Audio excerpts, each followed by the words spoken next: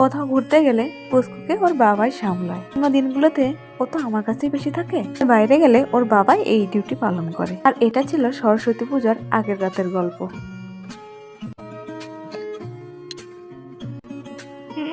ভয় পেয়ে উল্টাই দিচ্ছে। মার দেবো কিন্তু। বিছানায় আর হলো না, অবশেষে বাইরে নিয়ে বেরোতে হলো। পুস্কু কিন্তু এমনটা সচরাচর করে না। হ্যাঁ, তবে মাসে 2-4 দিন ও এমনটা করে থাকে। তারই তো ঘুমাবে না, তাকে অনেক কষ্টে ঘুম পড়ানো হয়েছে।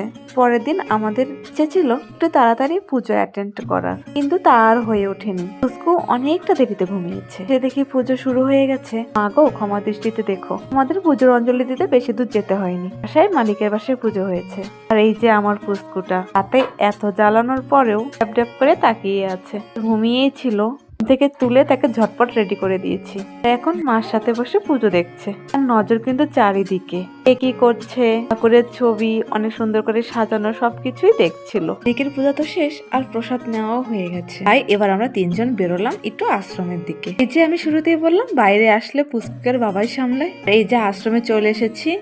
বাপরে কত ভিড়! তবে সচরাচর এখানে অনেক ভিড়ই হয়। সে দেখি প্রসাদ বিতরণ করা শুরু হয়ে গেছে। তবে যে লম্বা লাইন, প্রসাদ নেওয়া সত্যিই মুশকিল। এবার আমরা 3জনে আশ্রমটা একটু ঘুরে ঘুরে বেড়াচ্ছিলাম। এই কথা বলতে আমি আর আমার হাজবেন্ড তো এসেছিলাম, কিন্তু আমার পুস্কুটা তো এই প্রথম আসলো। 2 বছর পুস্কু আমার পেটে ছিল, এইবার আমার কোলে।